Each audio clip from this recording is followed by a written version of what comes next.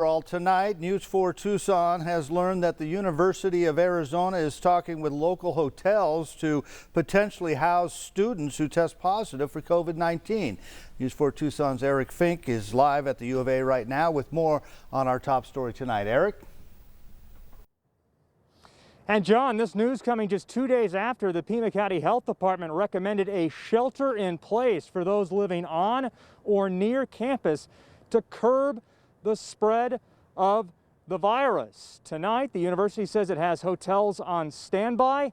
As one professor says, this all could have been avoided. According to the University of Arizona's latest testing data, over the last 10 days, more than 1,000 people affiliated with the university, mostly students, tested positive for coronavirus. A U of A spokeswoman says the campus is using 3 isolation dorms for infected students that are currently at 70% capacity.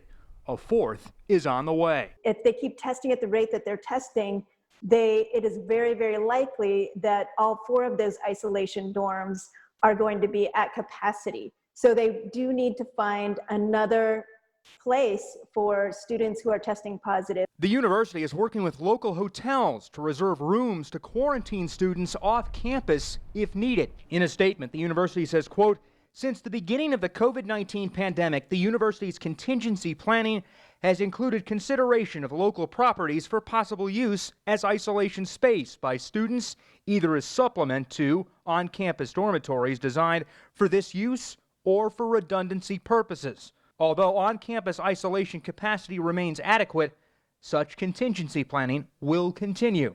Bustamante says this is the result of a plan to bring thousands of students back on campus during the pandemic. For the university to put all the blame on the students is really, really unfair, because especially at this young age, that's where we're seeing a lot of the behavior of students, like gathering in large groups, are going to be doing what students do. Bustamante says the university is largely responsible for this recent spike. Certainly, yes, it's unfortunate that students are not following the rules in some cases, but if they weren't here, that situation would have been avoided completely altogether.